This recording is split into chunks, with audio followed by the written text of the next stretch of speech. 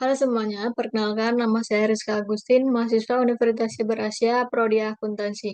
Pada kesempatan kali ini, saya akan mempresentasikan terkait hasil tugas yang telah saya kerjakan sebelumnya, yaitu komunikasi bisnis, strategi penyampaian informasi sensitif dengan pola tidak langsung. Pentingnya komunikasi bisnis dalam situasi sulit. Komunikasi bisnis tidak hanya menyampaikan informasi, tetapi juga menjaga hubungan profesional.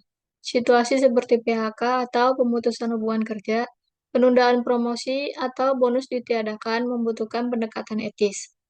Untuk menyampaikan berita buruk secara strategis dan empatik, dapat menggunakan pola tidak langsung atau indirect pattern. Tujuannya adalah mengurangi resistensi atau sebuah perlawanan terhadap suatu perubahan, tekanan, atau perintah.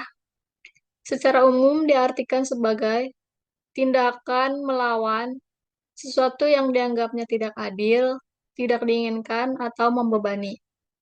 Kemudian membangun pemahaman dan menjaga citra perusahaan, serta menghindari tuntutan hukum. 3 kasus yang akan kita bahas, yang pertama yaitu surat PHK, pemutusan hubungan kerja. Ringkasan isi surat.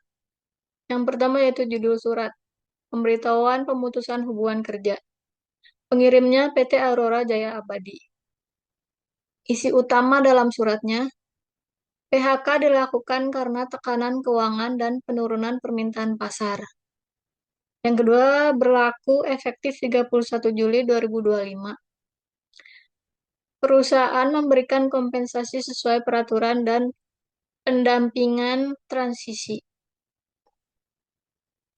Analisis pola tidak langsung. Penyangga atau buffer. Menyampaikan terima kasih yang sebesar-besarnya kepada Bapak atau Ibu atas dedikasi dan kontribusi selama ini. Kalimat ini digunakan untuk menunjukkan apresiasi agar mengurangi efek emosional di awal. Alasan atau reason. Tantangan keuangan yang sangat serius sebagai akibat dari perubahan signifikan pada kondisi ekonomi global dan penurunan permintaan terhadap produk. Hal ini disampaikan dengan sangat hati-hati, disertai dengan alasan objektif, dan menunjukkan bahwa keputusan ini bukan bersifat personal atau sepihak. Berita buruk atau bad news. Bapak atau Ibu termasuk karyawan yang terkena dampak PHK. Disampaikan dengan lugas tanpa konotasi negatif yang berlebihan. Penutup atau closing. Kompensasi, referensi kerja, dan konsultasi karir. Ada bentuk tanggung jawab dari perusahaan, memberi dukungan dan solusi untuk masa depan, tujuannya untuk menjaga relasi dan nama baik perusahaan. Dari surat PHK tersebut dapat ditarik kesimpulan bahwa penyampaian dengan empati dapat menjaga citra perusahaan, menunjukkan tanggung jawab perusahaan terhadap karyawan. Contoh komunikasi krisis yang tetap profesional dan manusiawi. Yang kedua yaitu surat bonus akhir tahun. Ringkasan isi surat terdiri dari judul surat, pemberitahuan terkait bonus akhir tahun. Pengirimnya PT Aurora Jaya Abadi. Isi utama dari surat yaitu bonus akhir tahun ditiadakan karena kerugian perusahaan. Penekanan pada efisiensi biaya untuk keberlangsungan usaha.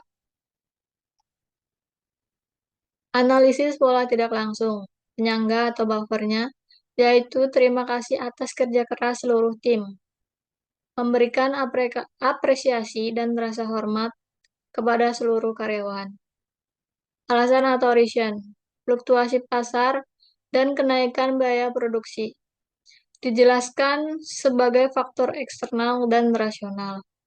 Berita buruk atau bad news-nya yaitu tidak memungkinkan perusahaan memberikan bonus akhir tahun. Hal ini disampaikan dengan kalimat positif dan empati. Penutup atau closing. Tetap semangat dan optimis menyongsong tahun depan. Membangun sebuah motivasi dan kekompakan tim.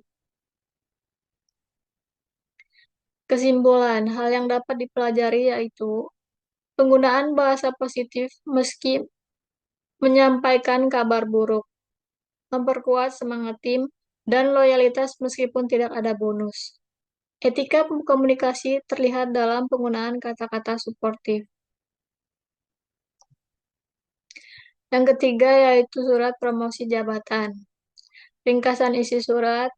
Yang pertama yaitu judul surat, pemberitahuan penundaan promosi jabatan.